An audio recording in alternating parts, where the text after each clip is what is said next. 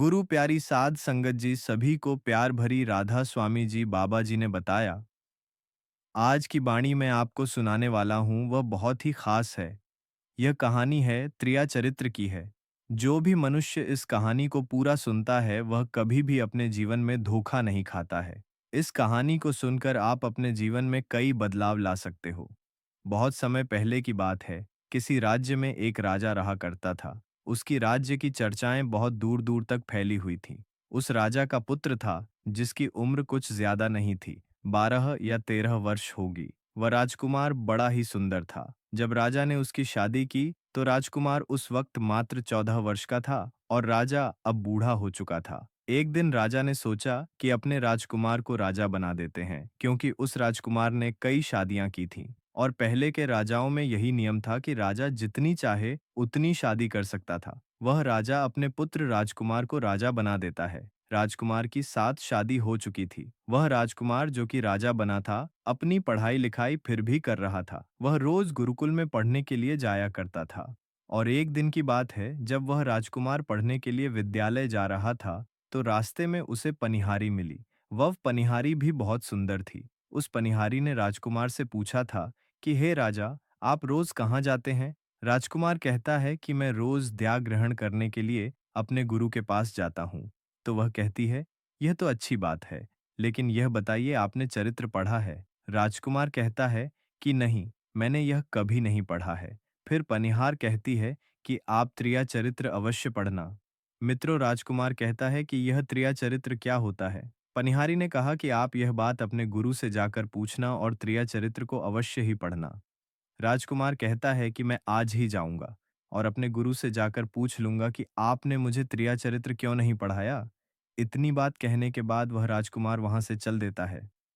मित्र, वह पनिहारण की बात सुनकर वह राजकुमार गुस्से में था। उसकी आंखें लाल थीं। वह अपने गुरु के पास जाकर प्रणाम करता है। गुरुजी ने पूछा कि बेटा क्या हुआ? आज तुम क्रोध में दिखाई दे रहे हो और तुम्हारी आंखें लाल क्यों हैं? क्या बात है? मुझे बताओ। राजकुमार ने क्रोध में जवाब दिया कि गुरुदेव, आपने मुझे त्रिया चरित्र क्यों नहीं पढ़ाया? यह बात आपने क्यों छुपाया? त्रिया चरित्र के बारे में मुझे क्यों नहीं बताया मित्रों? गुरु कहते हैं बेटा, तो तुम त्रिया चरित्र नहीं पढ़ पाओगे, क्योंकि त्रिया चरित्र पढ़ना खतरे से खाली नहीं होता है।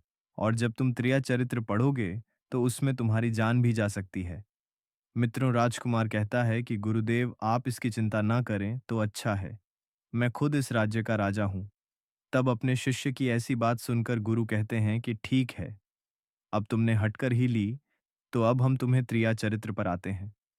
त्रिया चरित्र पढ़ते पढ़ते राजकुमार को एक एक साल हो गए और जब 1 वर्ष हो गया तो गुरु ने कहा कि बेटा, अब तुम्हारी पढ़ाई पूरी हो चुकी है। अब तुम घर जा सकते हो और आज से अपने राज्य को चला सकते हो। अब तुम्हें यहाँ आने की कोई आवश्यकता नहीं है मित्रों। राजकुमार कहता है, ठीक है गुरुदेव। राजकुमार जैसे ही जाने को होता है, गुरुदेव उसे रोक लेते हैं और कहते हैं, बेटा, मैं तुम्हें एक ऐसा यंत्र देता हूँ, या जब तुम इसे अपने कानों में लगाओगे तो कोई भी तुम्हें पहचान नहीं पाएगा और तुम उसे पहचान लोगे। राजकुमार वह यंत्र अपने हाथों में ले लेता है। मित्रों, गुरु कहते हैं तुम इस यंत्र को ले जाओ और रात के 12 बजे आज ही के रात में अपने महल से निकल कर के जंगल की तरफ जाना और पूर्व दिशा की ओर जाना। और जब तुम पूर्व दिशा की ओर जाओ तो यह यंत्र अपने कानों में लगा लेना और वहीं पर खड़ा हो जाना।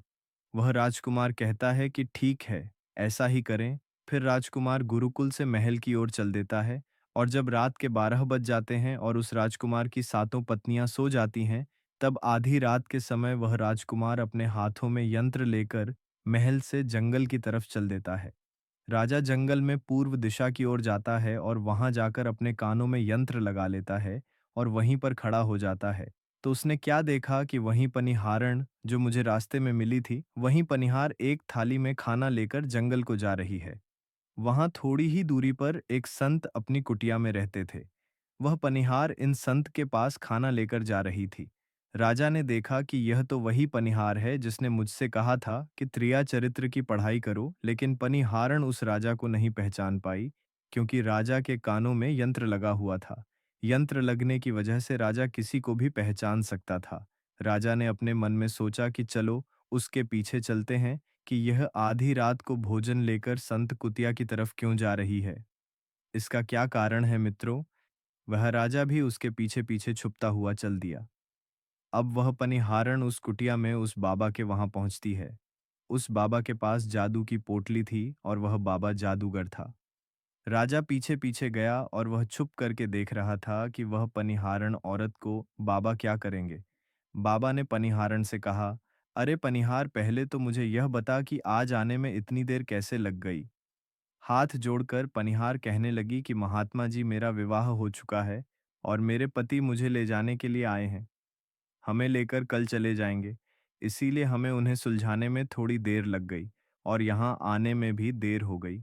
मित्रों, जब यह बात साधु ने सुनी कि पनिहारी का विवाह हो चुका है और इसका पति इसे लेने आया है, तो साधु कहता है कि पनिहार, इसका मतलब है कि तुम अपने अपने पति के साथ जाना चाहती हो, तो हमारे पास क्यों आई हो? पनिहार कहती है कि मैं आपके बिना नहीं रह सकती हूँ, मैं आपके बिना नहीं जी सकती हूँ। तो साधु कहता है कि पनिहार, इसके लिए तुम्हें काम करना होगा। साधु एक बड़ा सा चाकू निकलता है और पनिहार से कहता है कि पनिहार, जाओ, अपने पति के गर्दन काटकर यहाँ लेकर आ जाओ। अपने उस पति को मार दो जो हमारे और तुम्हारे बीच में दरार बन रहा है। तब मैं तुम्हें रख लूंगा, तुमसे विवाह करूंगा, तुम्हें अपनी पत्नी बनाऊंगा। मित्रों, बिना कुछ सोचे समझे वह चाकू को ले लेती है और दौड़ते हुए अपने घर जा आती है और उसका पति सो रहा था। वहां जाकर अपने पति की गर्दन काट देती है और उसकी गर्दन को लेकर साधु के पास आती है और जो राजकुमार थे उसके पीछे पीछे उसका सारा कारनामा देख रहे थे। जब साधु ने देखा कि अपने पति को मार करके उसकी गर्दन यहाँ लेकर आई है, साधु को बहुत गुस्सा आया और उसने उसे लात मारी और कहा, भाग जाओ यहाँ से। जब तू अपने पति की नहीं हो सकी, जिसके साथ तूने 7 फेरे लिए, तो तू मेरी क्या होगी? जल्दी भाग जाओ यहाँ से।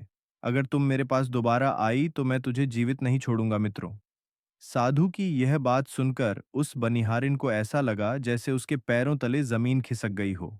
फिर भी अपने पति की कटी हुई गर्दन घर लेकर के आई और उसकी गर्दन जोर देती है और वहीं बैठ जाती है। और इधर जैसे ही सवेरा हुआ अपने पति के पास बैठकर रोने लगती है और चिल्लाने लगती है, कहती हैं, देखो देखो, किसी ने मेरे पति की हत्या कर दी। लेकिन रात में उस पनिहार का सारा कारनामा राजकुमार देख चुका था। इधर सारे गांव वाले पनिहार के घर चले जाते हैं और उसके पति की लाश को लेकर गांव के बाहर जाते हैं उसका दाह संस्कार करने के लिए। और वह पनिहारी भी पीछे से भागती हुई रोती हुई चली जा रही थी और उधर राजकुमार भी जा रहे थे जो कि अपने राज्य के राजा बन चुके थे। पनिहार भागती हुई चिल्लाती हुई पहुंची और कहने लगी, मैं सती बनूंगी, क्योंकि अगर जब मेरे पति ही नहीं रहे तो ऐसे जीवन का क्या फायदा, मैं इन्हीं के साथ सती हो जाऊंगी। राजा को उसकी बातें सुनकर हंसी आ जाती है और राजा कहता है, त्रिया चरित्र जाने ना कोई और कसम मेरी के हुए। सतीराज मित्रों, राजकुमार की यह बात और कोई तो नहीं समझ पाया, लेकिन वह पनिहार समझ जाती है। कहती है कि राजा साहब, आप हमारे ऊपर यह बात कह रहे हैं, लेकिन चलिए कोई बात नहीं, मैं सती हो जाऊंगी। लेकिन पनिहार जाते जाते कहती हैं, मैं तुम्हें एक बात बताती हूँ। राजकुमार कहता है, क्या बताओ? पनिहार कहती है कि राजा साहब, आप जब चटाई पर बैठे तो चटाई को झाड़ कर बैठना। राजा कहता है कि यह पनिहार क्या कह रही है, मैं तो राजा हूँ, मुझे चटाई पर बैठने की क्या आवश्यकता है। पनिहार कहती हैं कि नहीं, जब भी तुम्हें कोई नौबत आए चटाई पर बैठने की तो तुम चटाई को झाड़ कर बैठना। राजकुमार कहता है कि चलो ठीक है, अगर तुम कह रही हो तो मैं ऐसा ही करूंगा। और कहने के बाद वह अपने पति के साथ सती हो जाती है और राजकुमार उनका अंतिम संस्कार करवाकर अपने घर को आ जाते हैं। मित्रों, इसी तरीके से पूरा दिन व्यतीत हुआ और उधर जब दूसरी रात आई, अपने गुरु के कहने के अनुसार वही यंत्र कान में लगाया और पूर्व दिशा की ओर उसी स्थान पर जाकर खड़ा हो गया जहां पर पिछली रात खड़ा हुआ था। दूसरी रात को राजकुमार ने क्या देखा? अपनी सातों पत्नियों को भोजन की थाली अपने अपने हाथों में लेकर उसी साधु की कुटिया की तरफ जा रही है। जैसे ही राजा ने अपनी सातों पत्नियों को उस साधु की कुटिया की तरफ जाते हुए देखा, राजकुमार के पैरों तले जमीन खिसक गई। वह अपने मन में सोचने लगा कि यह क्या चक्कर है। तभी उनमें से एक रानी राजकुमार को देख लेती है, लेकिन रानियों ने अपने पति राजकुमार को नहीं पहचान पाई, क्योंकि राजकुमार अपने कानों में यंत्र लगाए हुए थे। वह यंत्र लगाने की वजह से राजा को कोई पहचान नहीं पाता था।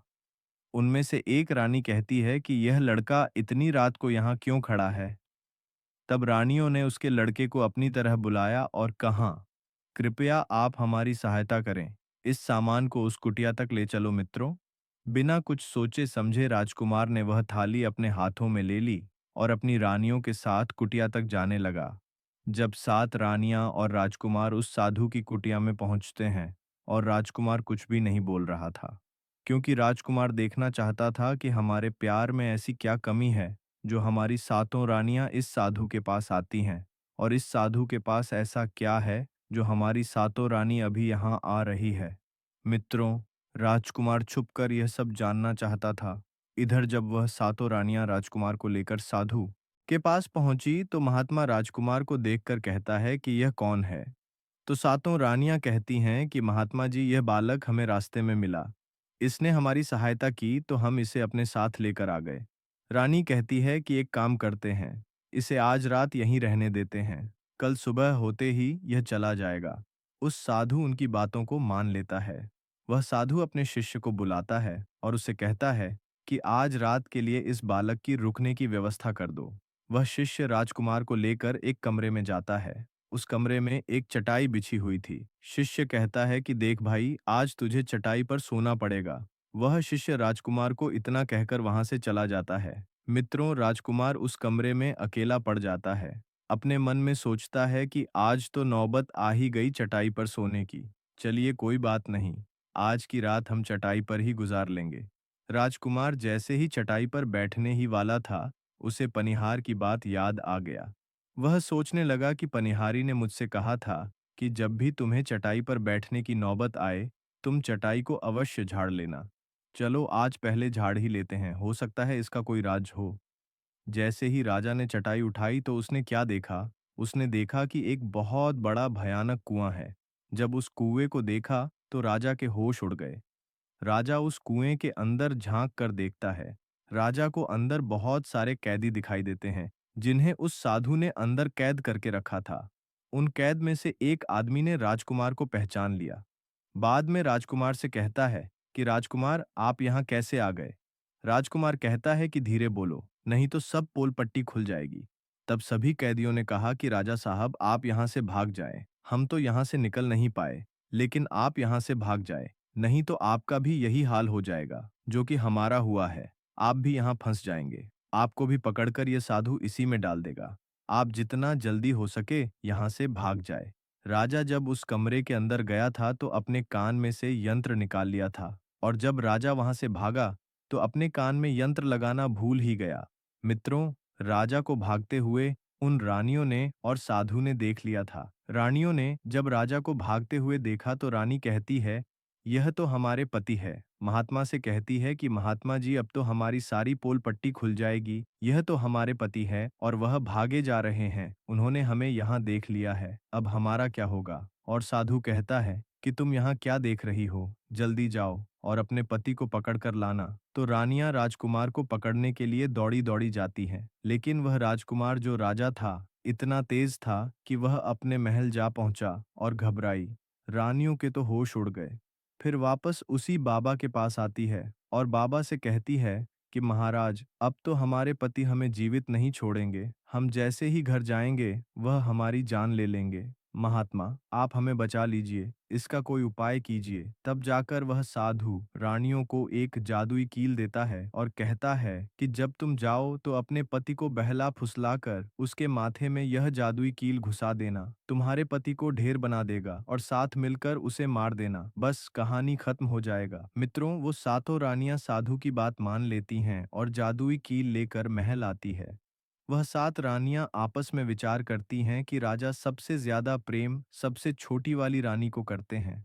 तो वह रानियां मिलकर जादू वाला कील छोटी रानी को दे देती है और कहती हैं, यह लो, तुम्हारा काम है। तुम किसी भी तरह राजकुमार के सर में यह कील गाड़ देना। तो छोटी वाली रानी कहती है, ठीक है, और छोटी वाली रानी कील ले लेती है। जब राजा ने उन सातों रानियों को आते हुए देखा तो क्रोध में कहा कि पहले तुम यहीं रुको। पहले मुझे यह बताओ कि हमारे राज्य में और मुझ में ऐसी क्या कमी है कि तुम आधी रात को उस साधु के पास जाते हो। इसका क्या कारण है? सातों रानियां हाथ जोड़कर कहती हैं, महाराज हमें माफ कर दीजिए। हमें लगता है कि उस साधु बाबा ने हम पर कोई जादू टोना कर दिया था, इसीलिए हमसे ऐसी गलती हो गई। आइंदा ऐसी गलती हमसे कभी नहीं होगी। छोटी रानी की ऐसी बातें सुनकर राजा उनकी बातों को मान लेता है, क्योंकि वह राजा छोटी रानी से बहुत प्रेम करता था। मित्र, वह राजा भी सोचने लगता है कि शायद उस बाबा ने ही इन पर कोई जादू टोना किया होगा, और अपनी सातों पत्नियों को माफ कर देता है और कहता है, ठीक है, तुम अपने कमरे में चली जाओ। सबसे छोटी रानी, जिसे राजकुमार बहुत प्रेम करता था, वह राजकुमार को खाना खिलाती है और राजकुमार को सुला देती है। जब वह राजा सो गया, तो वह प्राणियां भी वहीं आ जाती हैं।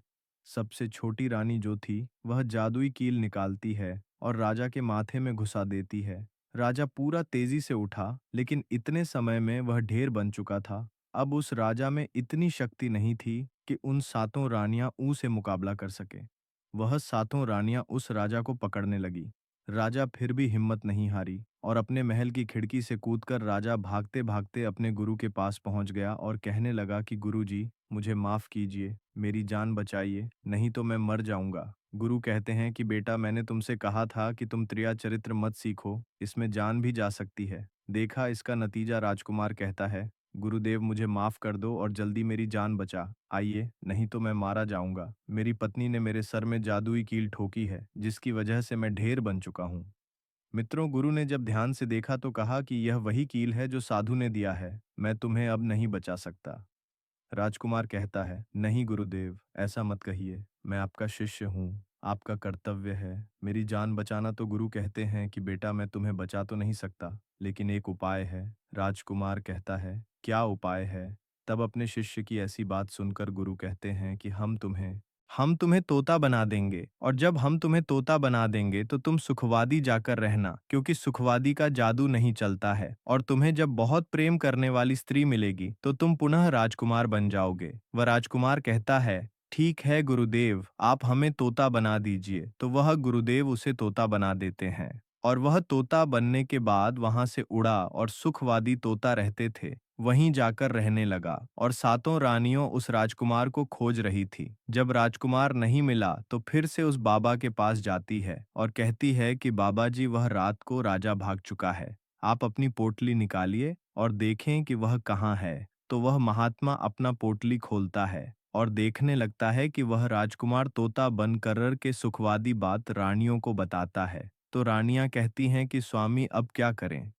वह साधु कहता है कि अब तुम अपने राज्य महल में जाओ और जाकर के घोषणा कर दो कि जो भी तोता पकड़ करके लाएगा, हम उसे 5 सोने के सिक्के देंगे। उस राज्य के जितने भी बहेलियां थे, वह तोता पकड़ने के लिए चारों तरफ घूमने लगते हैं, और जो भी तोता पकड़ते वह रानी के पास जाते और 5 सोने के सिक्के ले लेते थे और वहां से चले जाते, और वह 7 रानियां उस तोते को मार देती थी। ऐसे ही धीरे धीरे बहुत समय निकल गया, और वह राजकुमार जो तोता बनकर जहाँ गया था, वहाँ सारे तोते को बहुत अच्छी अच्छी बातें करता था, उन्हें बहुत ज्ञान की बातें बताता था। तो सारे तोता को लगा कि यह तोता तो बहुत समझदार है, यह तोता तो बहुत अच्छी अच्छी बातें करता है, इसे हम अपना राजा बना लेते हैं, और सभी तोता मिलकर उसे राजा बना लेते हैं। राजकुमार सभी तोतों का राजा बन जाता है और वही छुपकर रहने लगता है। एक बहेलिया तोता पकड़ते पकड़ते सुखवादी पेड़ के पास पहुंच जाता है, जहां पर वह राजकुमार तोता बनकर छुपकर रहता था। जब उस बहेली ने इतने सारे तोते को देखा, तो अपने मन में सोचा कि अगर हम इतने सारे तोते पकड़कर रानी के पास ले जाएंगे तो हमें बहुत सारी सोने के सिक्के मिल जाएंगे। लेकिन वह बहेलिया सोचता है कि मैं इतने सारे तोते पकड़कर कैसे ले जाऊं। फिर अगली सुबह सारे तोते दाना चुगने के लिए उड़ जाते हैं। तभी वह बहेलिया उस पेड़ के पास जाकर उसकी डालों पर चाकू से कट लगा देता है, जिस कारण से उस पेड़ की गोंद निकलती है, और उसी गोंद के कारण तोते उस पेड़ पर चिपक जाने वाले थे। मित्र बहेलिया वहीं छिपकर बैठकर यह नज़ारा देखने के लिए इंतजार करता है, और जब शाम हुए सारे तोते उड़कर वापस उसी पेड़ पर जा बैठे। तभी उन सारों के पंख और पैर उस गोंद में फंस गया, और वे सभी पेड़ की शाखाओं पर चिपक गए, क्योंकि पेड़ पर हर जगह गोंद ही गोंद थी। अब सारे तोते उस गोंद में पूरी तरह से चिपक गए थे। उनके साथ साजकुमार तोता भी शामिल था। तभी वे सारे अपने गुरु राजकुमार तोते से अपनी अपनी जान बचाने के लिए सलाह मांगने लगे, और एक तोता कहता है, हे राजन, आप कुछ भी करो लेकिन हमें आज़ाद करो, नहीं तो सुबह बहेलिया आएगा और हमें पकड़कर ले जाएगा तथा मार डालेगा मित्रों। तभी राजकुमार उन सभी को शांत करके कहता है, मेरी बात को ध्यान से सुनो। जब सुबह बहेलिया आएगा तब तुम सभी मरने का नाटक करो। जिस कारण से वह बहेलिया तुम्हें निकाल कर जमीन पर रख देगा, उसे ऐसा आभास होना चाहिए कि सारे तोते मर चुके हैं। समय रहते तुम सभी उड़कर अन्य सुरक्षित जगह पर जाना, बाकी मैं सब कुछ संभाल लूंगा। फिर वे सभी अपनी योजना के अनुसार पेड़ पर लटक गए, मानो जैसे सभी मर चुके हैं।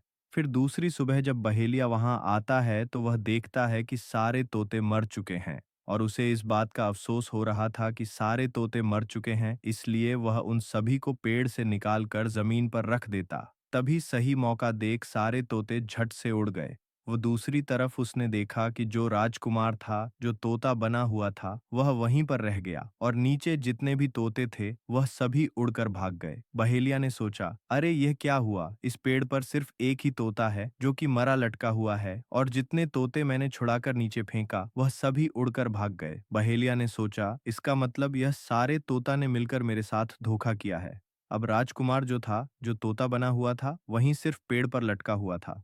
वह बहेलिया कहता है कि यह सब तुम्हारी चाल है। चलो, अब मैं तुम्हें लेकर जाऊंगा और रानी के हाथ बेच दूंगा और मुझे 5 सोने के सिक्के मिल जाएंगे। और इधर वह बहेलिया उस तोता को बेचने के लिए रानी के पास जाने लगता है।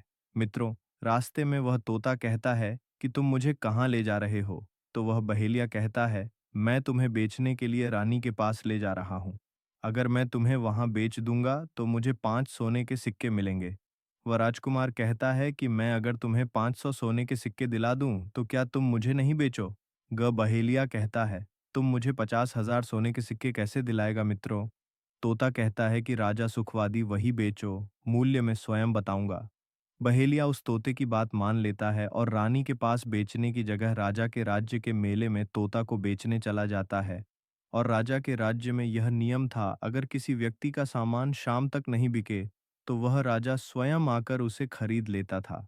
बहेलिया उस तोते को लेकर बाजार में पहुंचा हुआ था। जब कोई व्यक्ति उस तोते को खरीदने आता है तो वह पूछता कि यह कितने का है, तो वह बहेलिया कहता है कि तोता अपना दाम स्वयं बताएगा।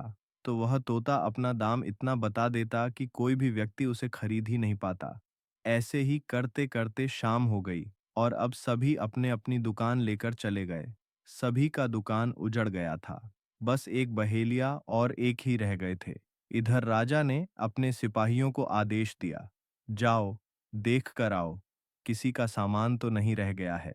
जब राजा के सिपाही आए तो उन्होंने देखा कि एक बहेलिया तोता को लेकर बैठा हुआ है। सिपाही बहेलिया से कहते हैं कि बहेलिया, तुम्हारा तोता क्यों नहीं बिका, तुम इसे कितने में बेच रहे हो? तो तोता कहता है कि जो इन्हें 500 सोने के सिक्के देगा वही मुझे खरीद पाएगा। उस तोते की बात सुनकर वह सिपाही आश्चर्य में पड़ जाते हैं और सोचते हैं, अरे ये तोता अपना मूल्य स्वयं बताता है। तब सिपाही राजा के पास जाते हैं और राजा को सारी बात बताते हैं और कहते हैं, एक बहेलिया एक तोता लेकर बैठा हुआ है, लेकिन वह तोता अपना मूल्य स्वयं ही बताता है। वह इतना महंगा बताता है, शायद इसीलिए उसे कोई खरीद नहीं सका। राजा सिपाहियों से पूछता है कि वह अपना मूल्य कितना बता रहा है, तो सिपाही कहते हैं अपना मूल्य 500 सोने के सिक्के बता रहा है। चलिए हम खरीदेंगे, अगर नहीं खरीदेंगे तो हमारे राज्य की बदनामी होगी कि राजा के बाजार में एक तोता नहीं बिका। और इसीलिए राजा अपने मंत्रियों के साथ अपने रथ पर सवार होकर बाजार में पहुंचता है। कहता है, इस तोते का क्या मूल्य कितना है? बहेलिया हाथ जोड़कर कहता है कि राजा साहब, अपना मूल्य तोता स्वयं बताएगा। वह राजा फिर तोते से पूछा, तो तोता कहता है कि राजा साहब, जो इन्हें 50,000 सोने के सिक्के देगा वही मुझे खरीद पाएगा। अपने सिपाहियों से 500 सोने के सिक्के मंगवा है और बहेलिया को पकड़ा देता है और तोते को लेकर अपने महल चला जाता है। वह तोता बहुत ही बुद्धिमान था, क्योंकि वह राजा था। वह तोता राजा को बहुत अच्छी अच्छी बातें बताने लगा। जब राजा पर कोई खतरा आने वाला होता तभी वह तोता बता देता कि राजा साहब, आप पर यह खतरा आने वाला है, और इसी तरह सब उस तोते से बहुत अधिक प्रेम करने लगते हैं। जब यह बात रानी को पता चला कि राजा ऐसा तोता लेकर आए हैं जो कि बोलता भी है और बहुत अच्छी अच्छी बातें बताता है, तो रानियां राजा से कहती हैं, उस तोता को मेरे पास भिजवा दीजिए, हम भी उस तोते को देखना चाहते हैं, हम उस तोते से बातें करना चाहते हैं। राजा अपने मंत्रियों से कहकर वह तोता रानियों के पास भिजवा देता है। रानी उस तोते से बातें करके बहुत खुश हो जाती है। रानी भी तोते से बहुत प्रेम करने लगती है और कहती है कि वाह रे तोता, इसीलिए तुझे राजा साहिब ने 5,000 सोने के सिक्के देकर खरीदा है। राजा की एक पुत्री थी जो कि बड़ी सुंदर थी। रानी अपनी पुत्री से कहती है कि आज से तुम ही इस तोते का ध्यान रखो और कल तुम इसे अच्छे से ढोकर नहला देना। वह राजकुमारी भी उस तोते से बहुत प्रेम करती है। जैसे ही सुबह हुआ, राजकुमारी उस तोते को लेकर नहलाने जाती है। राजकुमारी तोते को नहला रही थी तो उसने देखा कि तोते के सिर पर कील सा कुछ लगा हुआ है। राजकुमारी उसको निकाल देती है। राजरी जैसी ही कील को निकालती है, वह तोता पहले वाला एक सुंदर सा राजकुमार बन जाता है। उसे देखकर राजकुमारी घबरा जाती है। राजकुमार कहता है कि तुम घबराओ नहीं, यह कील वापस से मेरे सर में लगा दो तो मैं फिर से तोता बन जाऊंगा और इसके बारे में मैं तुम्हें रात्रि में बताऊंगा। तुरंत ही वह राजकुमारी औंफ कील राजकुमार के सर में लगा देती है और वह वापस से तोता बन जाता है। रात को राजकुमारी तोते को लेकर अपने कमरे में जाती है और उसके सर से कील निकाल देती है और वह तोता फिर से राजकुमार बन जाता है। राजकुमार अपनी सारी दास्तान उस राजकुमारी को बताता है और कहता है, माफ करना, या दास्तान तुम किसी को नहीं बताना, नहीं तो मेरी जान चली जाएगी। राजकुमारी इसके बारे में अपनी माता और पिता को भी नहीं बताती है। दिन भर वह तोता रहता है और रात को राजकुमारी उस तोते को अपने कमरे में ले जाती और उसके माथे से कील निकाल देती और वह राजकुमार बन जाता है और रात में वह दोनों साथ में ही रहते हैं और ऐसे ही धीरे धीरे समय निकलता गया। राजकुमारी को राजकुमार से प्रेम हो जाता है। इधर क्या हुआ, जो राजकुमार की पत्नियां थीं वह बहुत सारे तोते मरवा देती हैं, लेकिन जो राजकुमार तोता बना हुआ था वह उन्हें नहीं मिलता है और वे उसी साधु के पास जाती हैं और कहती हैं कि हे महात्मा, हमारे पति तो अभी तक हमें नहीं मिले, हम अब क्या करें, उन्हें कैसे मारें।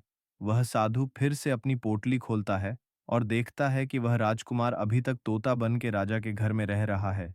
वह साधु रानियों से कहता है कि तुम एक काम करो कि तुम नृत्य कला सीख लो, हम सभी मिलकर उस राजा के घर नृत्य कला करने जाएंगे और जब राजा हम पर प्रसन्न हो जाएगा और हमें कुछ मांगने को कहेगा तो हम उस तोते को ही मांग लेंगे और फिर आसानी से उसे मार देंगे। मित्रों, धीरे धीरे समय बीता। साधु तबला बजाना और रानी पूरी तरह से नृत्य कला सीख चुकी थी। अब साधु को लगा कि हम सफलता प्राप्त कर सकते हैं और उस तोते को उस राजा से मांग सकते हैं। साधु का भेष बदल करके उन सातों रानियों को नृत्य कला वाली स्त्री बनकर के राजा के दरबार में पहुंच गई। राजा उस साधु से पूछता है कि आप लोग कौन हैं, यहाँ क्यों आए हैं। तब साधु कहता है कि हम सब नृत्य कला वाले हैं, आपके महल में हम नृत्य कला दिखाना चाहते हैं। राजा को भी गाने और बजाने का बहुत शौक था। वह मान जाते हैं। उधर वह साधु अपना गाना बजाना चालू करता है। जब उनकी गाने बजाने की आवाज तोता के कानों में पहुंची तो तोता समझ गया कि वह साधु हमारी सातों रानियों को लेकर भेष बदलकर यहाँ पर आ गया है। अब हमारी जान नहीं बचेगी।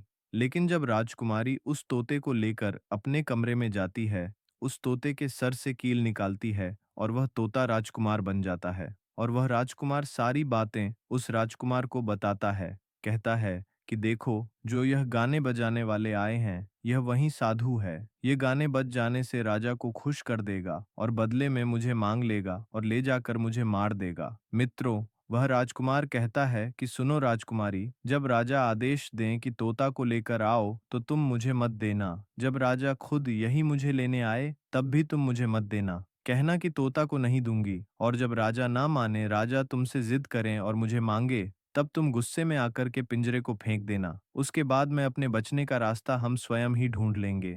राजकुमारी कहती हैं कि ठीक है और वहां गाना बजाना हुआ तो राजा प्रसन्न होकर उन्हें कहते हैं कि मांगो, क्या मांगना चाहते हो। वह साधु कहता है कि जो आपके पास तोता है जो आप कुछ दिनों पहले ही खरीदे हैं, वह तोता आप मुझे दे दो। राजा कहता है ठीक है। राजा अपने मंत्री को आदेश देता है कि जा आओ, उस तोते को लेकर आओ। मंत्री राजकुमारी के पास पहुंचता है और कहता है कि यह तोता मुझे दीजिए। राजकुमारी कहती हैं नहीं दूंगी। मंत्री कहता है कि देखिए, आप जिद मत कीजिए। राजकुमारी कहती है कि तुम जाओ और मेरे पिताजी को यहाँ भेजो, वहीं आकर इसे ले जाएंगे। मंत्री राजा को जाकर सारी बात बताता है। राजा स्वयं आता है उस तोते को लेने के लिए। वह राजा जाकर कहता है कि बेटी, यह तोता मुझे दे दो, यह नृत्य कला वाले को देना है, जो यहाँ गाना बजाना किए हैं, यह उन्हें देना है। तो राजकुमारी कहती हैं कि पिताजी, यह तोता मैं नहीं दूंगा। क्रोध में आकर राजा कहने लगा कि तू कैसी बातें कर रही हो, इसे देने का मैंने वादा किया है। जब राजकुमारी ने राजा को क्रोध में देखा तो राजकुमारी को भी गुस्सा आ गया और राजकुमारी गुस्से में पिंजरे को जमीन पर फेंक देती है। वह पिंजरा जैसे ही जमीन पर गिरा, वह टूट गया और पता जो था वह चावल का दाना बन गया। और जैसे ही साधु को यह बात पता चली, साधु भी तुरंत कबूतर बन जाता है और उस दाने को कबूतर खाने लगता है। उसमें से जो एक दाना था, बस वही राजकुमार था। जैसे ही वह दाना कबूतर खाने वाला होता है, राजकुमार बाज बन जाता है और एकदम से कबूतर पर झपट है और उसे मार देता है। इस तरह से उस साधु की मृत्यु हो जाती है। राजा यह सब देखकर आश्चर्यचकित हो जाता है। उस कबूतर को मारकर फिर से तोता बन जाता है और जो राजकुमारी थी, उस तोते से कील निकाल देती है और वह फिर से पहले जैसा राजकुमार बन जाता है। राजकुमारी अपने पिता को सारी बात बता देती है। राजकुमार कहता है कि देखिए राजा साहब, मैं भी एक राजा हूँ और मैं आपकी बेटी से प्रेम करता हूँ और मैं उनसे शादी करना चाहता हूँ। वह राजा अपनी पुत्री से पूछता है कि बेटी, क्या तुम इससे शादी करना चाहती हो? तो राजकुमारी कहती हैं कि पिताजी, मैं से प्रेम करती हूँ। और फिर राजकुमार उस राजा की पुत्री से विवाह करके अपने महल जाता है और जो उनके साथ पत्नियां थीं, उनको पकड़कर बंदी गृह में बंद करवा देता है और राजकुमार खुशी-खुशी उस राजकुमारी के साथ रहने लगता है। दोस्तों, जब कोई स्त्री कभी-कभी किसी परिस्थिति में चतुराई या चालाकी दिखाती है या दूसरों को बेवकूफ मानते हुए कोई अभिनय ढोंग पाखंड करती है, तो इसे ही त्रिया चरित्र कहते हैं, जिसे पढ़ने के बाद राजा को अपनी जान बचाने के लिए क्या-क्या नहीं करना पड़ा।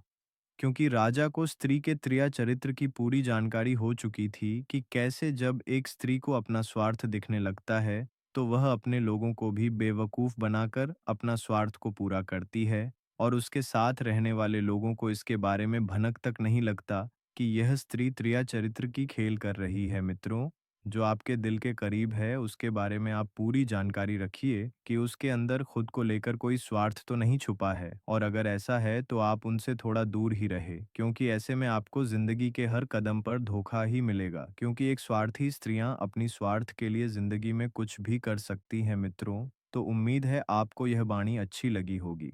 इसे पूरा सुनने के लिए आप सभी का धन्यवाद। कमेंट में राधा स्वामी जी जरूर लिखिए। साथ ही वीडियो को लाइक करके चैनल को सब्सक्राइब करना ना भूलिए। अगर आपको यह कहानी पसंद आई हो तो कमेंट में इसके बारे में जरूर लिखना जी, ताकि हम आपके लिए नई नई कहानी ला सकें। इसी के साथ हमें दें इजाजत, फिर से आएंगे नहीं वीडियो में। तब तक के लिए राधा स्वामी जी।